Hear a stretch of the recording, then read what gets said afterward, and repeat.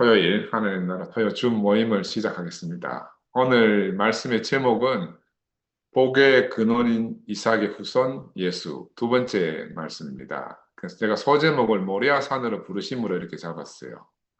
그 말씀 마태복음 1장 1, 2절 말씀 아브라함과 다윗의 자손 예수 그리스도의 세계라. 아브라함이 이삭을 낳고 이렇게 이제 여제목을 가지고 제가 이번에 여름 집회 갔다 와서 형제 여러분도 다 마찬가지로 아주 감동이 진하게 아직도 남아 있잖아요. 아마 내일까지 안 가겠는데 내일까지도 지속 안 되겠네 싶어요. 그래서 우리는 이제 마침내 드러난 이 그리스도의 몸을 다 마음껏 누리고 왔습니다. 그렇죠? 우리가 얼마나 기다렸습니까? 하나님도 기다렸고 예수도 기다렸고 또 우리 곁을 먼저 떠나가신 이 목사님도 그렇게 기다렸을 거예요. 또 우리들 자신도 이걸 기다렸습니다. 우리가 정말 그렇게 기다리고 보고 싶어 하던 그리스도의 몸이 마침내 드러났거든요. 그래서 제가 이제 그런 몸의 드러남을 보고 제가 계시록 12장 1절에서 5절 1장 12장 1절에서 5절에 있는 말씀이 생각이 나서 같이 첨부해 놨습니다. 그걸 한번 읽어볼게요. 길지만 하늘에 큰 이적이 보이니 해를 입은 한 여자가 있는데 그 발 아래는 달이 있고 그 머리에는 12별의 면류관을 썼더라. 이 여자가 아이를 베어 해산하게 되매 아파서 애써 부르짖더라. 하늘에 또 다른 이적이 보이니 보라. 한 큰 붉은 용이 있어 머리가 일곱이요 뿔이 열이라. 그 여러 머리에 일곱 면류관이 있는데 그 꼬리가 하늘별 3분의 1을 끌어다가 땅에 던지더라. 용이 해산하려는 여자 앞에서 그가 해산하면 그 아이를 삼키고자 하더니 여자가 아들을 낳으니 이는 장차 철장으로 만국을 다스릴 남자라. 그 아이를 하나님 앞과 그 보좌 앞으로 올려가더라. 저는 이번에 여름 집회를 보면서 형제 자매들의 간증을 듣고 정말 그 몸이 드러나는 것을 보면서 이 말씀이 깊이 생각이 났어요. 바로 이 아이가 철장으로 만국을 다스릴 사내 아이가 우리들 안에서 또 우리들 앞에서 드디어 몸으로 드러난 것을 봤습니다. 그죠? 벌거벗어서나 전혀 부끄럽지 않은 그런 몸이 드러나는 것을 봤어요. 가릴 것이 전혀 없는 있는 그대로의 모습으로 이 모습은 어떤 모습이냐 하면 태초부터 예정되어 있던 하나님의 모양과 그 형상의 실제로서 마침내 우리 앞에 그 얼굴을 드러내고 나타나서 우리가 그 아름다운 모습을 다 함께 보고 누렸지 않습니까? 그죠? 우리 장 목사님 말씀으로 말하면 그 백정 같은 사탄이 하늘에서도 땅에서도 있을 곳이 없어서 쫓겨나는 장면을 우리가 본 겁니다. 하나님 앞에서 밤새 밤낮으로 우리를 참소하던 자가 쫓겨나는 것을 우리가 봤습니다. 그죠? 우리 주님은 바로 이 날을 위해서 인고의 세월을 우리가 함께 하신 거잖아. 그죠? 이런 모든 과정들은 바로 한 씨를 얻기 위한 과정입니다. 그지? 그래서 우리 앞에는 우리보다 먼저 이런 과정을 다 거쳐서 한 씨의 예표가 된 사람이 있잖아요. 우리가 너무 잘 아는 이삭입니다. 이 이삭은 장차 나타날 예수의 그림자였지요. 그래서 하나님은 이 씨를 약속하시고 하나님의 아들로 아브라함에게 선물로 주신 겁니다. 그러니까 이 아들은 하나님의 아들입니다. 아브라함은 선물로 받았어요. 그래서 이 아브라함을 통해서 우리는 하나님의 목적을 우리가 알게 됩니다. 그리고 이삭을 통해서는 하나님 생명의 역사를 우리가 보게 돼요.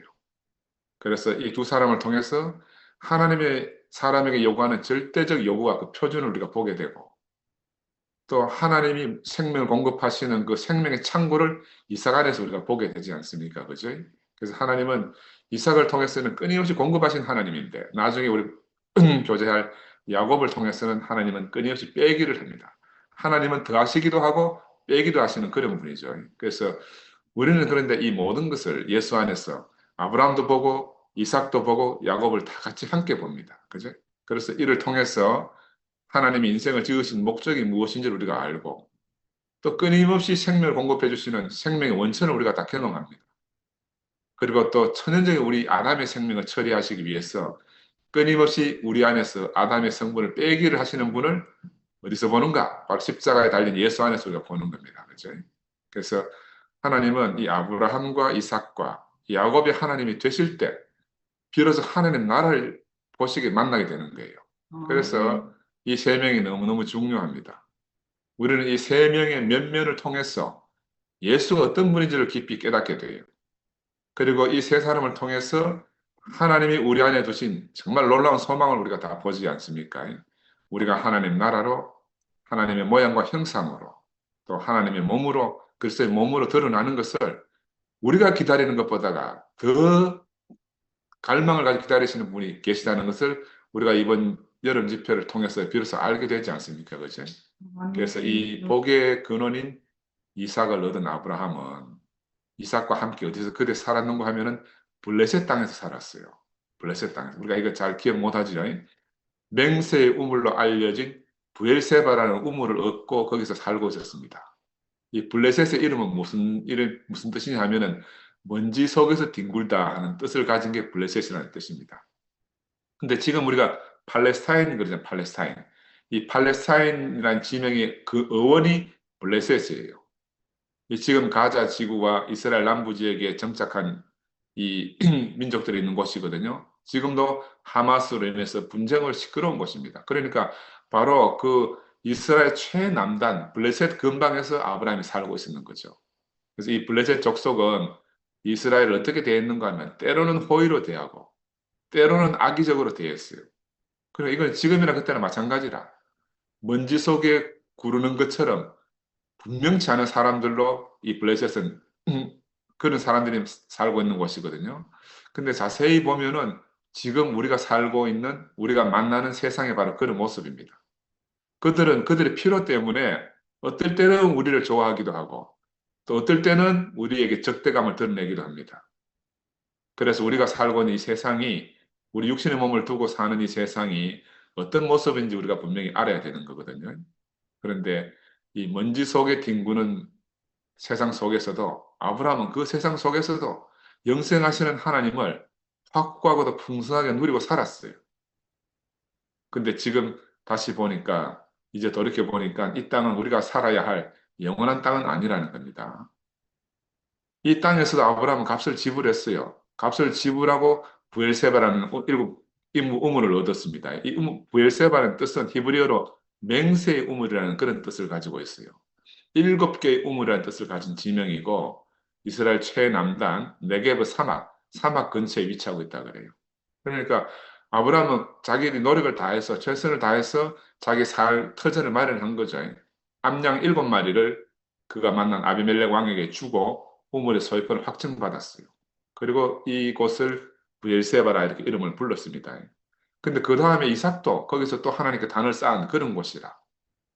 제가 이걸 말씀을 묵상하면서 야 이게 우리가 얼마 전까지 우리의 최종적 사회 이상을 제시하는 교회 생활이라고 하던 바로 그런 모습과 유사하다. 우리는 그 안에서 7개 우물을 얻어서 먹고 마시고 잘 살았습니다. 그죠? 이 부엘세바는 신약 안에서 해석할 때는 이 우물이 뭘 말하는가 하면 생명과 구원의 상징으로서 부엘세바를 신약에서 해석하고 있어요.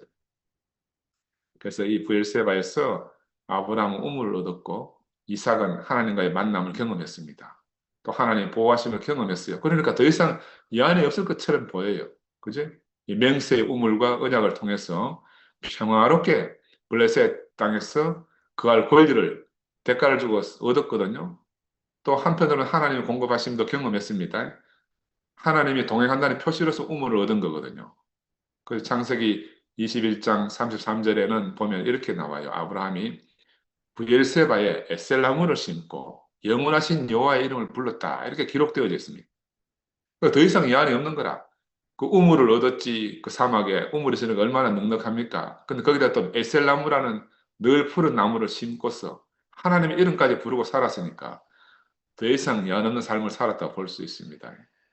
이 에셀나무는 물이 귀한 사막 한가운데서 잘 자라는 나무랍니다. 항상 푸르름을 잃지 않는 생명력을 상징한다고 해요. 또 한편으로는 쉼과 안식, 언약 이런 것들을 상징한다고 합니다. 그래서 아브라함은 하나님의 영원하신 은혜를 기념하기 위해서 이 에셀나무를 베르세바의 곁에다 심은 거죠. 이 나무는 뿌리를 땅속 30m까지 깊게 뻗어서 사막에 있는 지하수까지도 다 흡수할 수 있기 때문에 다른 나무들은 말라 죽어도 부엘세바는 늘 사시사철 푸르는 거라. 얼마나 생명력이 넘칩니까, 그지?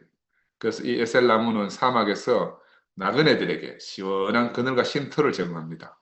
음, 이 잎은 수분을 너무너무 잘 흡수하고 유지하기 때문에 이슬이 잘 맺혀가지고 사막의 열기를 지켜주는 그런 역할도 하기 때문에 이 그늘 아래 가면 주변에보다 온도가 10도 정도 낮대요. 그러니까 사람들이 쉴 수 있는 안식처 역할을 한답니다. 이거 자세히 생각해 보세요. 우리가 바로 이런 에셀나무 그늘에서 쉼을 얻고 생명수를 마시고 그렇게 살았어요. 그죠? 우리 그렇게 살았습니다. 그런데 아브라함도 그런 것 같아요. 그런데 이렇게 여러 날을 그렇게 잘 지내던 중에 아브라함과 이삭은 함께 모리아 땅의 한 산으로 하나님의 부르심을 받게 됩니다. 이거 우리하고 너무너무 일치하지 않나요? 나는 야, 이거 너무 신기하다. 오늘 우리들의 표면적인 교회 생활을 통해서도 세상 가운데서 이 맹세의 우물을 얻고 생명수를 공급받고 에셀나무의 푸르름 아래서 우리가 쉼을 얻고 살았어요.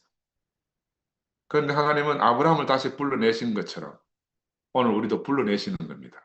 왜? 하나님은 자신의 목적이 있기 때문입니다. 자신의 목적 때문에. 그래서 지금 우리도 똑같습니다. 지금 우리도 우리의 블레셋 땅에서 생명과 구원의 상징으로서 생명의 우물을 얻었고 에셀나무를 심고 여호와의 이름을 부르고 살았지만 이제 우리가 더욱 구체적으로 이 누리고 사는 세계에서 하나님과 하나 되는 세계로 지금 부름을 받고 가는 거예요. 이런 세계는 누리는 세계로서 너무너무 흡족해요. 그러나 하나님은 누림만으로 부족하다. 이제 모래산으로 오너라 하는 이런 하나님의 부름을 받게 되었습니다. 왜냐하면 우리는 거기 가서 하나님과 하나가 되었어. 한 생명, 한 몸으로 다시 태어나야 하는 거죠. 다시 태어나야. 그동안 누리던 우리의 교회 생활들은 어쩌면 바로 이 블레셋에서 누리던 삶과 너무나 흡사합니다. 그런데 하나님은 하루아침에 이 터전을 허물어 버렸어요.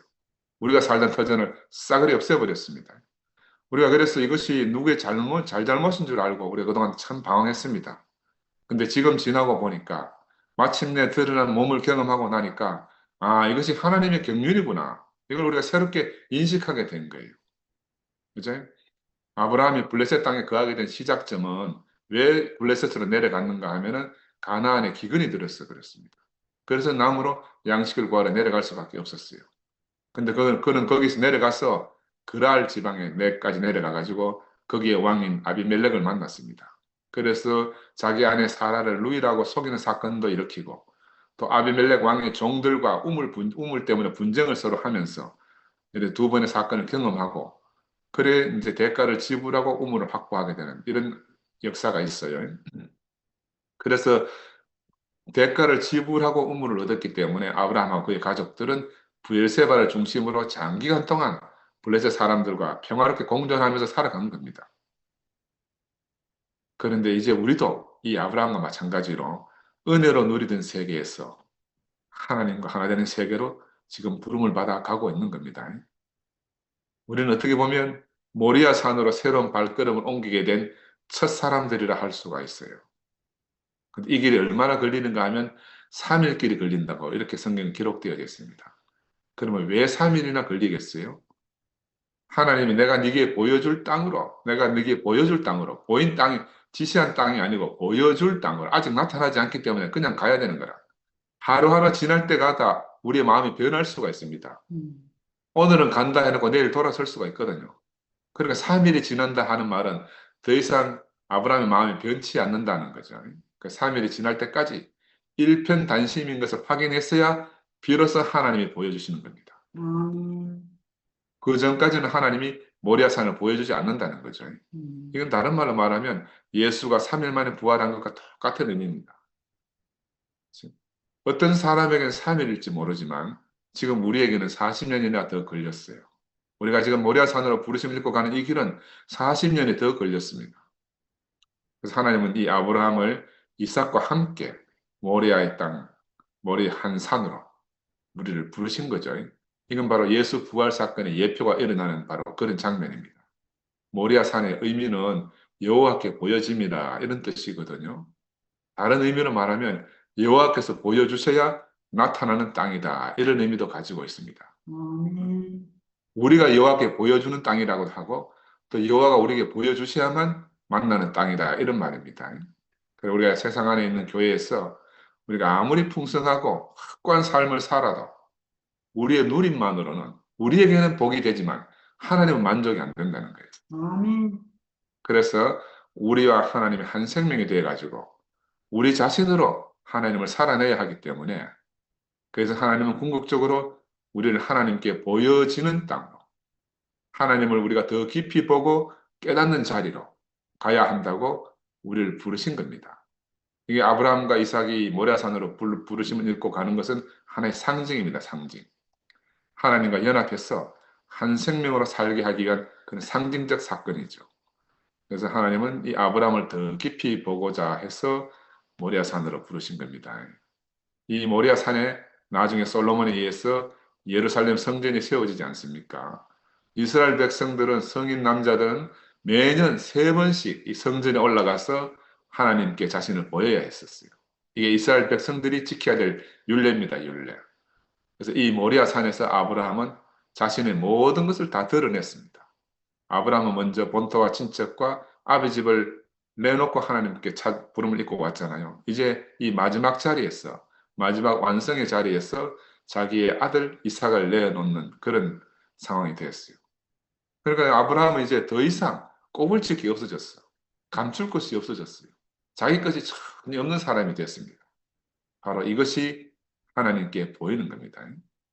모리아는 아브라함에게는 이삭이라는 아들, 자신의 모든 것을 내려놓는 자기 희생, 또 자기 죽음, 뭐 아들이 죽지만 사실은 아브라함의 죽음이에요. 자기 죽음의 어떤 극치의 상징적 의미가 드러나는 그런 자리를 할 수가 있습니다. 근데 이거를 혹자들은요, 야, 어떻게 아버지가 아들을 바치나? 이거는 너무너무 폭압적인 행사다. 이런 이제 철학적으로 그렇게 보는 사람들도 있어요. 근데 우리가 다른 관점에서 보면요, 이 모리아산에 들어지는 이 장면은 장차 올 십자가 사건을 상징하는 거죠. 이 죽음 앞에 있는 아들을 향한 아버지 하나님의 죽음의 상징입니다. 이걸 아버지 하나님의 사건으로 알아야 돼요. 단순히 아브라함과 이삭의 사건이 아니고 예수 십자가 사건과 그걸 지켜볼 수밖에 없는 하나님으로 우리가 이걸 새롭게 장면을 바꿔서 생각해야만 이것이 넘어갈 수가 있습니다. 그래서 이런 사건을 통해서 아브라함은 전혀 새로운 인간상을 우리에게 보여줍니다. 아들을 제물로 바치는 그런 아버지가 아니에요. 이 아브라함은 우리가 어떻게 보면 아담 안에서는 전혀 이해할 수 없는 인간입니다. 어떻게 아무리 하나님이 명하더라도 아들을 바칠 수가 있느냐? 이것이 일반적인 생각이에요. 그러나 성경 안에서 우리 십자가 사건 안에서 이것을 다시 해석해야 되는데 이거는 다른 말로 하면 호모 헤셋, 자비로운 인간으로서의 아브라함, 하나님의 자비를 보여주는 인간의 원형으로서 아브라함이 계시되고 있는 겁니다. 이거 아브라함을 보는 게 아니고 이 아브라함을 통해서 우리가 하나님을 봐야 됩니다. 십자가에서 아들과 함께 죽고 함께 사는 아버지의 모습. 그 모습이 오늘 아브라함과 이삭 안에서 상징적으로 보여지고 있는 거예요. 그러니까 하나님은 이 십자가 예수의 죽음 앞에서 이스라엘 민족의 하나님이 아니고 바로 예수 그리스도의 아버지 하나님으로 새롭게 인식되어지는 예수 그리스도의 아버지 하나님. 바로 이 자리에서 하나님은 자비로운 헤세드의 하나님 됩니다. 이 아브라함 안에서 우리가 뭘 발견해야 되는가 하면 온 인류를 사랑하기 때문에 자기 아들을 십자가에 내놓을 수밖에 없는 정말 온 인류에 대해서 자비로운 마음을 가진 헤세드의 하나님을 우리가 발견해야 된다. 그래서 이 십자가에 달려 죽으신 예수를 통해서 나타나는 하나님의 자비를 우리가 먼저 아브라함을 통해서 볼 수 있어야 된다. 그래서 이 모리아산의 사건을 통해 가지고 십자가에 달린 예수와 그 아버지 하나님을 우리가 먼저 경험하게 되는 겁니다. 그런데 이 자리는 십자가 사건 이 자리는 예수만 십자가 죽음을 거친 것이 아니잖아요. 하나님도 자신의 소중한 아들을 내어줬습니다. 그래서 하나님은 무엇을 포기하셨는가 하면 이스라엘 민족의 하나님, 또 자기 과거의 자신 그 능력의 하나님 이런 장면들을 그런 모습들을 하나님이 다 지우신 거죠. 그리고 오로지 예수의 아버지가 되셔가지고 이 예수를 통해서 온 인류의 아버지로 하나님으로 다시 태어나는 겁니다. 이 십자가에서 우리 인간만 아담에서 예수로 태어나는 게 아니고 하나님도 이스라엘 민족의 하나님에게서 온 인류의 아버지로 하나님도 새로 거듭나는 것을 보여주고 있다. 그걸 우리 꼭 깨달아야 됩니다. 그래서 요한복음 13장 16절에 그런 말씀이 있잖아요. 하나님이 세상을 이처럼 사랑하사 독생자를 주셨으니 이는 그를 믿는 자마다 멸망하지 아니하고 영생을 얻게 하려 하심이라. 이 이처럼이라는 말의 의미를 우리가 깊이 새겨드려야 되는 거죠. 이처럼이 어떤 말인가? 하나님이 예수 십자가 사건에서 하나님 자신도 죽으시는 장면입니다. 이게 바로 이처럼 사랑하사 하시는 거예요. 독생자만 십자가에 못 박은 게 아니고 독생자의 죽음과 함께 하나님도 죽음을 내놓으신 거죠. 그래서 마침내 이 하나님은 예수 안에서 온 인류에게 자비로운 헤세드 하나님, 사랑의 하나님으로 마침내 드러나게 됩니다. 우리가 그전에 구약에서 있는 하나님은 뭐 분노의 하나님, 막 저주의 하나님, 별별 하나님이 다 나타나잖아요. 근데 마지막 예수를 통해서 하나님은 온전하게 사랑의 하나님으로 변모하게 되는 거예요. 그래서 아브라함이 모리아산에 오른다는 것은 다른 말로 말하면 내 가장 소중한 것을 극복한다. 내 가장 소중한 것을 내어놓는다. 초월한다. 그 말이잖아요. 내어놓고 극복한다. 이건 다른 말로 말하면 장차 이스라엘 백성들이 겪어갈 유월절을 먼저 상징하는 겁니다. 아브라함이 아들을 내어놓는 이 장면은 이스라엘 백성들이 출애굽하면서 유월절 사건을 경험하는 것을 미리 보여주는 거예요. 더 이상 내 가장 중요한 것을 내가 붙들고 있지 않고 하나님께 돌려드린다. 이게 죽음이잖아요. 하나님이 우리를 다 이 자리로 부르셨어요. 왜? 우리로 아무것도 없다는 것을 알게 하시기 위해서 우리를 이 자리를 부른 겁니다. 사람이 자기의 가장 소중한 것을 드리고 나면 인생은 아무것도 남지 않는 허탈한 상태가 되거든요. 아마 우리 현정이가 가장 그걸 잘 경험하고 살 거라 지금. 가장 소중한 것을 내어놓고 아무것도 남지 않는 그런 상태가 바로 이 상태입니다. 그래서 우리가 하나님으로 말미암아 모든 것을 풍성하게 받아서 살았어요. 그러나 이제 다시 하나님 앞에 부르심을 입고 갈 때 우리는 우리가 가지고 살았던 모든 것을 내놓고 가야 한다는 거죠. 근데 이것은 사실은 이제 우리가 실제로 우리 육신의 죽음 앞에 섰을 때 일어나는 장면입니다. 그저 모든 것을 내놓고 가는 것. 우리가 육신의 죽음, 실제적 죽음 앞에 섰을 때 일어날 일이지만 지금도 우리가 매일마다 교회 안에서 일어나는 사건을 통해서 우리 현실 안에서도 우리가 붙들고 살 것이 없다. 하나님 이외에 우리가 붙들 것이 아무것도 없다 하는 것을 깨닫고 날마다 이렇게 살아야 한다는 것을 상징하는 그런 상징적 사건이기도 하다. 왜냐하면 아브라함은 백세의 아들을 받았잖아요. 이 아들이 얼마나 잘 자랐습니까? 오늘 에셀나무를 심었다 하는 것은 다른 말로 말하면 우리 이삭이 아브라함의 아들 이삭이 에셀나무처럼 그렇게 쑥쑥 푸르르게 잘 자라줬다 그 말이에요. 그리고 그 생명이 부엘세바 일곱 가지 맹세의 우물처럼 너무너무 확고한 생명. 사막에서 우물은 얼마나 놀랍습니까? 그렇게 확고하게 성장해가는 아들을 함께 아들과 살았는데. 근데 그 아들과 뭐 다른 생각 없이 이삭과 함께 영생하는 하나님을 이름을 부르면서 그렇게 살았다. 상상을 해보세요. 무슨 다른 소망이 있겠으면 무슨 다른 꿈이 있겠습니까? 근데 하나님이 어느 날 아브라함 보고 꿈 깨라 하고 부르시는 거라. 아브라함아, 꿈을 깨고 너는 내가 지시할 땅으로 가라, 오라. 이렇게 부르는 거예요. 하나님께서 보여주시는 산으로 오라는 거죠. 지금 아브라함에게 하는 말이 아닙니다. 우리에게 하시는 말씀이에요. 우리에게. 우리 부부도 마찬가지로 지금 우리 아들 명수를 분가시켰어. 뭐 아주 소소한 일이지만, 소소하지만 비슷한 경험을 하고 있잖아요. 왜냐하면 우리가 확보한 우물이 있었어요. 이 부엘세바 같은 우물이 있었습니다. 그리고 에셀나무 같은 우리 아들 명수가 있었어요. 근데 하나님이 모래산으로 데리러 오라는 거라. 여기 상징이 성경은 상징, 모래산 상징인데 구체적으로는 우리 며느리가 데리고 가버렸어. 우리 며느리가 데리고 갔어. 손자도 데리고 가고. 방금 전까지 화상 통화도 했는데 우리 이 목사님이 명수 결혼식 때 이삭과 리브가 말씀으로 축복의 말씀을 1시간 이상 해주셨어요.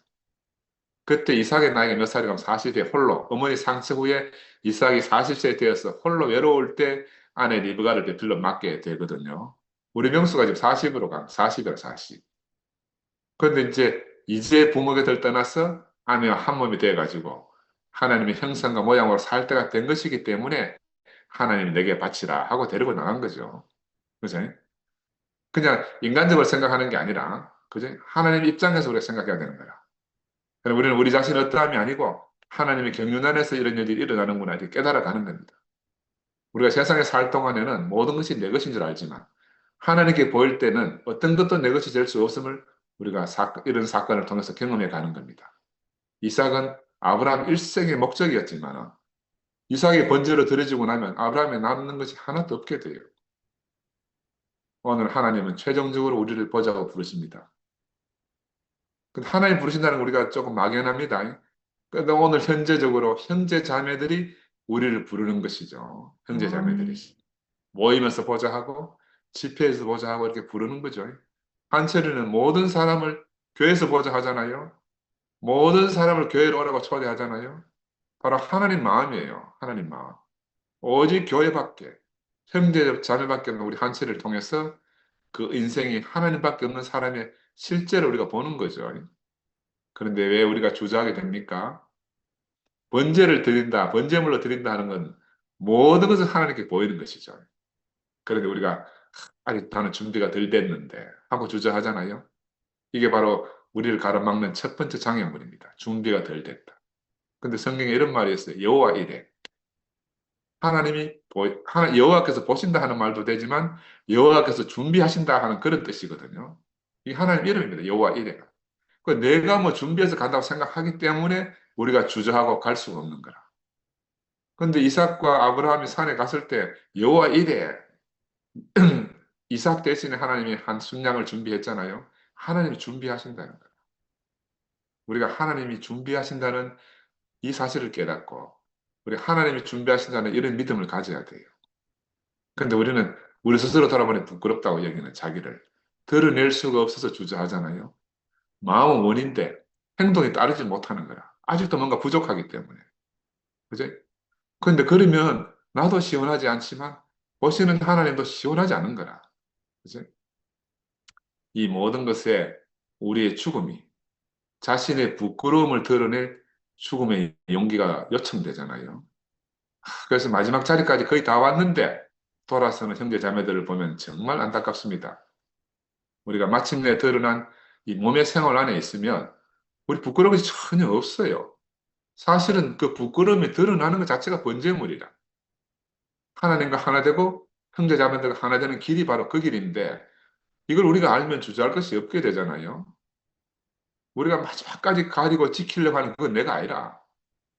근데 그걸 낸 줄 알고 막 마지막까지 버티고 지키려고 하는 거죠. 근데 드러난 부끄러운 재물이 부끄러운 그것이 내 자신이라. 부끄러운 재물 그게 우리 자신이죠. 근데 이 번제물은 절대적으로 하나님 거라는 거예요. 내 거 아니에요. 그 나는 내 건 줄 알고 막 챙기려고 하다가 이제 사단이 나는 거예요. 그래서 이 재물은 내 것이 아니기 때문에 하나님만 가질 수가 있어요. 내게 속할 때는 내 부끄러움인데 하나님 앞에 내놓으면 번제물이 됩니다. 하나님 앞에 내놓으면 번제물이 돼요. 내게 속해 있으면 계속 부끄러움이라.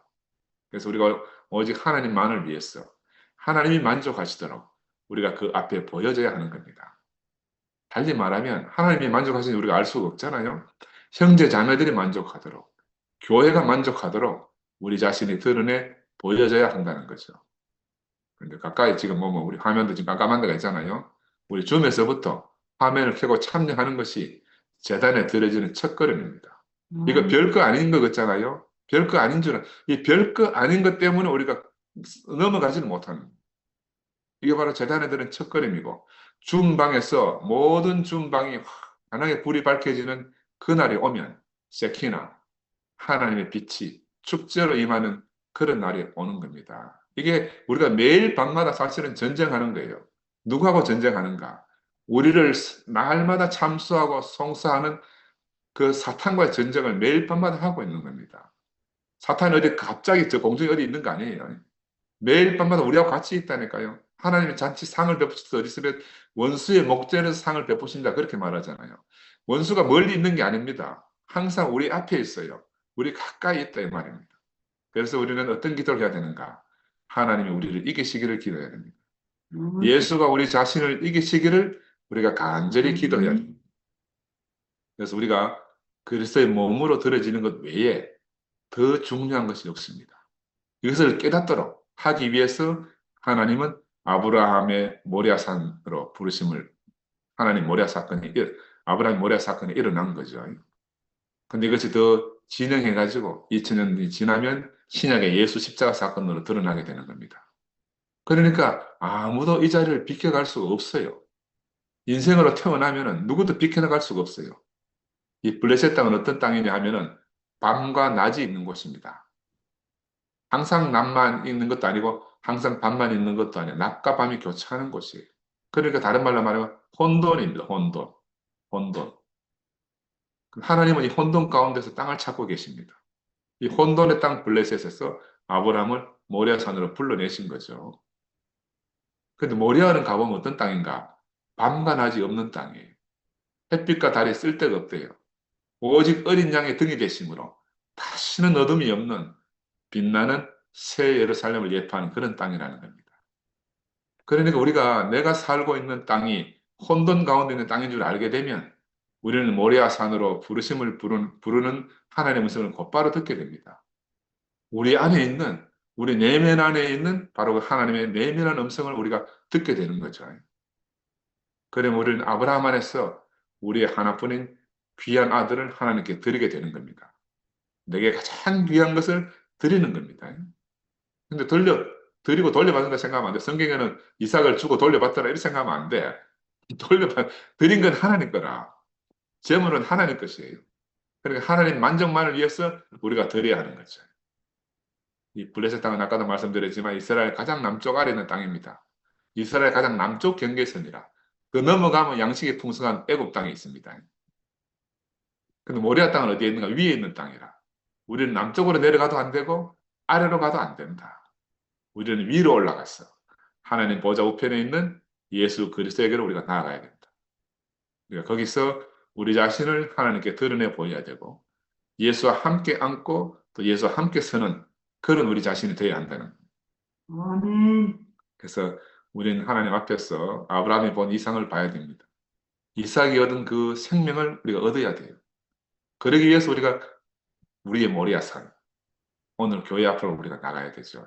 우리의 가장 귀중한 것, 절대 내놓을 수 없는 것을 내어놓고 그것을 내놓으면 내가 무너질 것 같잖아요. 그걸 내놔야 되는 거예요. 그리고 우리는 그걸 내놓고 나면 아무것도 남는 게 없죠. 하나님의 만족을 위해서 우리가 빈손으로 서야 되는 겁니다. 빈손으로. 그래서 이스라엘 남자는 모두 매년 3번씩 여호와께 보였다고 제가 말씀드렸잖아요. 그리고 우리도 날마다 주님의 도성에서 주님께 얼굴을 보여야 됩니다. 또 우리가 주님의 얼굴을 봐야 돼요. 그러니까 그는 우리를 보고 우리도 그를 볼 것입니다. 또 그는 우리를 알게 되고 우리도 그를 알게 됩니다. 이게 얼굴과 얼굴을 보는 세계예요. 서로가 깊이 이해하는 그런 데까지 우리가 이르게 되는 겁니다. 하나 되는데 우리가 마침내 도달하게 되는 거죠. 이것이 바로 하나님과 사람과의 관계이지만 직설적으로 말하면 우리 형제 자매들과 우리의 관계입니다. 우리가 바로 여름 집회 때 우리는 그에게 얼굴을 보였습니다. 또 우리도 그의 얼굴을 만나고 왔습니다. 그죠? 왜 우리가 집회를 합니까? 우리가 그의 얼굴을 보기 위해서 집회를 하는 거잖아요. 실제적으로는 형제 자매들 얼굴을 봤어요. 우리가 서로의 얼굴을 확인했습니다. 서로가 한 몸을 우리가 구체적으로 경험하고 왔어요. 그리스도의 살아있는 건강한 몸, 우리 동률이가 그랬잖아요. 그냥 몸이 아니고 살아있는 건강한 몸이다. 그걸 보고 왔습니다. 이게 우리의 인생의 전부예요. 속이 꽉 찬 석류알이 가을에 껍질이 쫙 갈라져 터져 나오는 것 같다고 누가 그런 간증을 하시던데 그런 것처럼 우리가 석류알이 쫙 갈라진 것처럼 우리 가슴에 벅찬 감동을 안고 우리가 다 돌아왔잖아요. 그 이번 여름 집회 끝나고 나서 형제들 그러더라고요. 야, 이제 기갈증이 생기지 않는다. 기갈증이 생기지 않는다.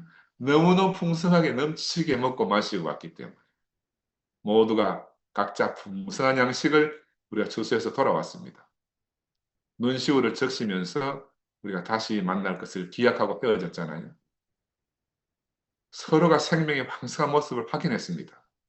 우리 4개월 된 성의 손녀를 보는 그런 느낌이잖아요. 그 쪼만한 놈이 얼마나 생명이 왕성하든지 막 꼬물딱꼬물딱 대는데, 그지? 아직 너무너무 어리고 연약하지만 그 생명력의 왕성함을 감당할 자가 없는 겁니다. 그렇지? 우리의 하나님은 아브라함의 씨를 복의 근원이 되게 하시려고 그렇게 지금 모리아산으로 불렀습니다. 왜 그런가? 땅은 하나님의 발등상이 되고 하나님의 농장입니다. 그죠? 발등상 하는 말 여러분 많이 들어봤죠? 발등상이라는 건 발을 얹어 놓는 그 발받침대입니다. 발받침대. 이 발등상이라는 말은 상징 내가 발받침대에 발을 탁 얹어 놓는 건 내가 너를 지배한다 그 말이에요. 내가 승리를 네가 내 발 아래 있으니까 내 승리와 지배를 나타내는 표현이 발등상이에요. 우리가 하나님의 발등상이라는 것은 하나님 우리를 이기셨다. 하나님 우리에게 승리하셨다. 이걸 나타내는 상징입니다. 상징. 그래서 땅은 하나님의 발등상이 되는 겁니다. 또 씨는 하나님의 후사고 농장의 열매입니다. 하나님은 하늘에서 영으로 계시지만 아들은 땅에서 사람으로 사는 거야. 하나님은 영이니까 하늘에 계실 수밖에 없어요. 근데 하나님의 아들은 이 사람은 사람입니다. 그래서 이 하나님의 영은 아들 안으로 옮기셔가지고 오늘 구체적으로 인격으로 우리 앞에서 나타나는 거죠.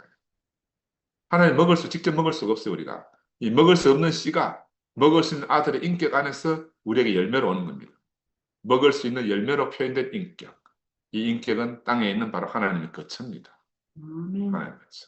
제가 이번에 그런 생각이 들더라고요. 우리가 이번에 마침내 드러난 몸으로 교제를 했는데, 야, 그러면 다음에는 또 뭘과 교제해야 되노? 왜 몸이 드러나야 돼요?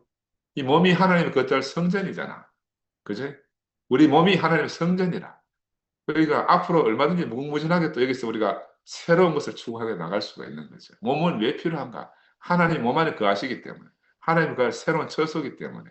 그래서 이 몸이 필요하잖아요. 이 거처를 통해서 보이지 않는 하나님이 보이는 인격으로 비로소 나타난 것을 우리가 경험하고 왔습니다. 바로 이 나타난 이 인격이 그리스도고 이 그리스도는 몸된 교회로서 이 교회는 천연왕국이 된다고 성경에 기록되어 있어요. 그리고 이 왕국은 새하늘과 새 땅에서 장차 새 예루살렘 성이 된다. 그러니까 우리가 적지만 지금 우리가 새 예루살렘을 경험하고 사는 겁니다.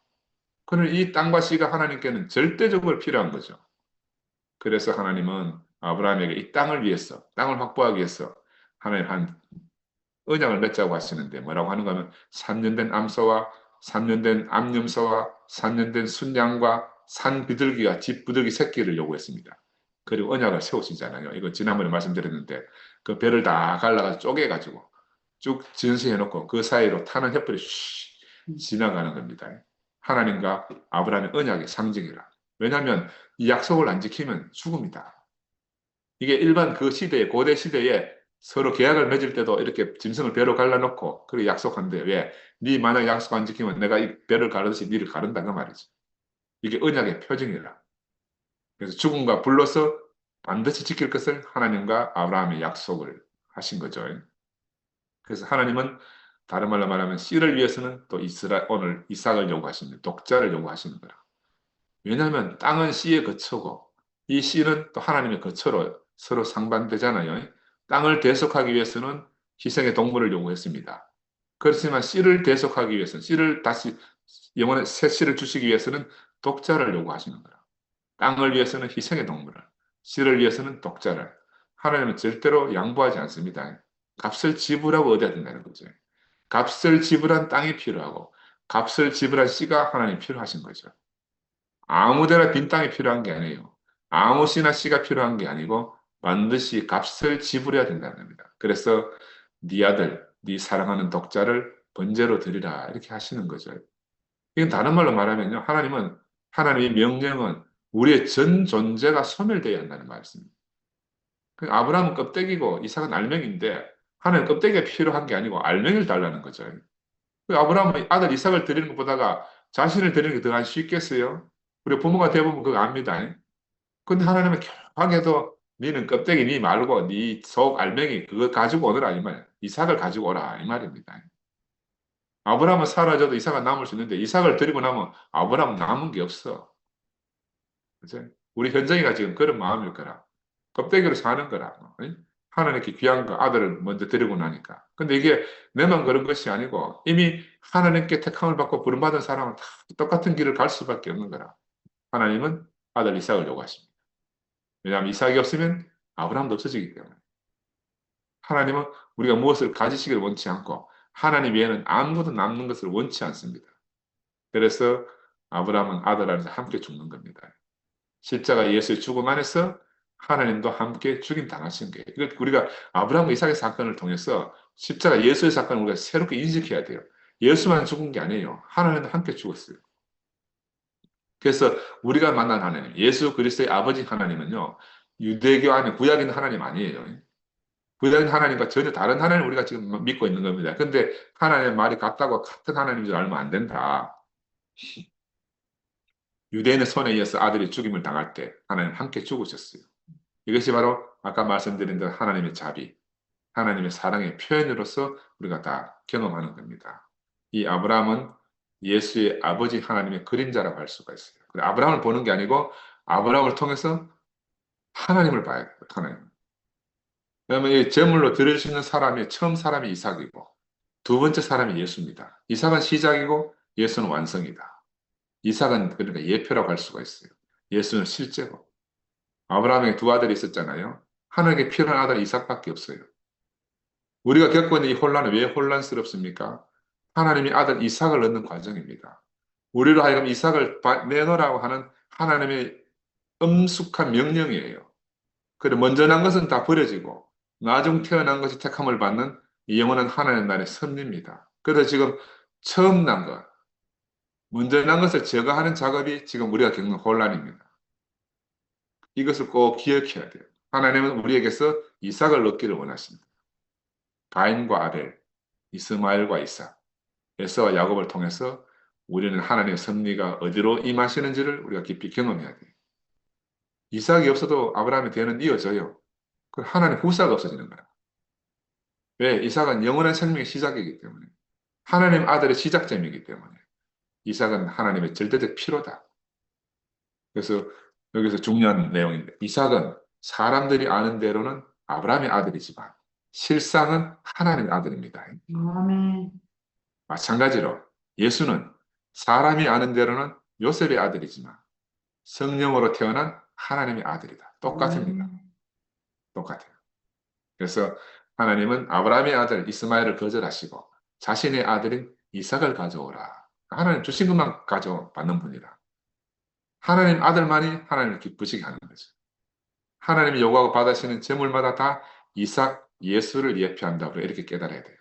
농부는 자기가 뿌린 씨를 열매로 거두어가지. 자기가 뿌리지 않으면 거두어가지 않습니다. 우리에게 뿌린 생명을 열매로 거두어 가십니다. 예수도 자신의 생명을 제자들에게 뿌리고 그들에게서 자신이 뿌린 것만 거두어 가셨죠. 하나님이 세상에 하나님의 말씀을 뿌렸다고 해서 하나님 세상을 거둬가지 않는다 이 말입니다. 하나님은 자신이 뿌린 것만 거두어 가십니다. 하나님 이삭을 요구하시는 것은 바로 아브라함 전부를 요구하는 거다. 아브라함은 그러니까 이삭과 함께 드려졌어요. 겉으로는 이삭이 제물로 드려진다 하지만 그 이삭이 드려진 게 아니에요. 아브라함이 드려진 거예요. 아브라함이. 그래서 제물과 하나인 사람은 얼마나 복 있는 사람입니까? 우리가 가인과 아벨의 제물을 하나님이 받으실 때 가인은 안 받고 아벨만 받았다 그러잖아요. 왜?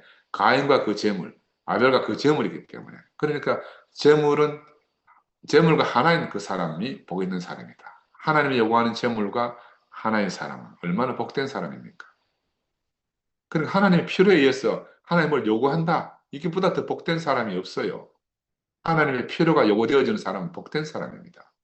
이걸 가까이 현실 안에서 보면 교회의 필요로 말미암아 그 필요를 요구받을 수 있는 사람이 얼마나 복됩니까? 이 필요의 요구는요 아무한테나 요구되어지지가 않아요. 그 필요를 채울 수 있는 사람에게 필요가 요구되는 겁니다. 그죠? 우리 교회 생활해 보면 그렇잖아요. 그래서 하나님의 필요를 채울 수 있는 사람으로 많은 다루심을 받은 아브라함. 아브라함도 처음부터 그런 사람이 아니잖아요. 많은 다루심을 받아서 이제 성숙한 사람이 되었습니다. 그래서 이제 성숙한 아브라함은 하나님의 요구로 모리아산으로 가게 된 겁니다. 아침 일찍 일어나서 아들 이삭에게 그 나무짐을 지우고 가벼운 발걸음으로 지금 모리아산으로 이동하는 겁니다. 근데 여기서 탁 한 사람이 빠져 있어요. 사라가 빠져 있습니다. 우리는 성경안에 기록이 안 되어 있다 사라가 함께 가지 않았다 생각하는데 나는 사라도 함께 갔다. 사라도 함께 갔다는 거예요. 왜냐하면 나중에요. 22장에 이제 아브라함과 이삭이 제단에 모래산을 가는 장면인데 23장에 가면 돌아왔다 하는 거 듣고 사라가 죽어. 그러니까 제단 안에 들어가서 아브라함과 이삭만 제물로 죽는 게 아니고 그 음이 사라도 함께 간 거다. 그래 돌아왔다 듣고 죽어버렸어. 여러분 그 나중에 성경 한번 찾아보세요. 아브라함은 하나님 요구로 모라산을 떠났습니다. 아침 일찍 일어나 사흘길을 갔어요. 마지막에 아들을 번제단에 올려놓았습니다. 요 장면이 지금 우리 자매가 옆에 있는 요 자매가 겪고 있는 과정입니다. 강도는 약하지만 같은 운명이라 아들을 내놓는 운명. 그 번제로 드릴 어린 양이 어디 있느냐 하는 아버지 이삭에게 아버지 아브라함의 이삭이 묻지만은 아브라함이 그때 뭐라고 말합니까? 뭐 네가 제물로 이렇게 말하지 않고 여호와 이래. 여호와 이래. 하나님이 친히 준비하신다. 아멘. 아브라함은 하나님 불러서 갔어요.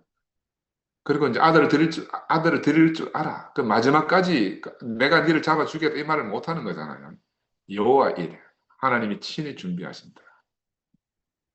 우리도 때가 되면 이렇게 하나님의 필요를 당연하게 채울 수 있는 사람으로 성숙하게 될 겁니다. 우리도 아멘. 내 것이라 할 것이 아무것도 없는 사람으로 하나님 필요로 창조된 사람이라는 것을 우리가 점점 깨달으면서 자라나서 성숙해 지금 가고 있는 거죠.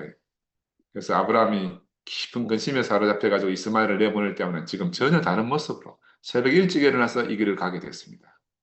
우리도 과거에 전부 다 이런 이스마엘을 내보내는 바로 그 아브라함이었는데 이제는 우리가 달라졌습니다.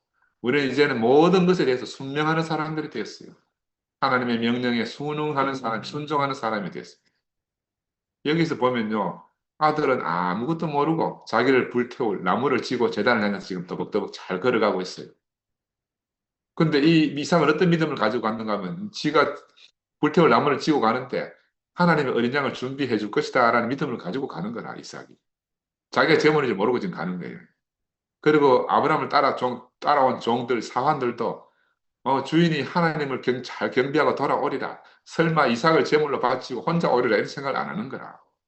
각자가 같은 길을 걸어가고 있는데 생각이 다 달라요. 그래서 거기서 지금 모리아 산에서 일어날 일을 하나님과 아브라함만 아는 거라. 하나님과 아브라함만 알아. 그런데 아브라함도 다 알지는 못해요. 마지막까지는 알지는 못한 거라. 근데 이 아브라함을 통해서 우리는 뭘 아는가 하면 아브라함은 아무것도 모르면서도 모든 일을 아는 사람으로 지금 이 길을 걸어가고 있는 겁니다. 우리도 지금 그래요. 우리도 지금 그런 길을 걸어가고 있습니다.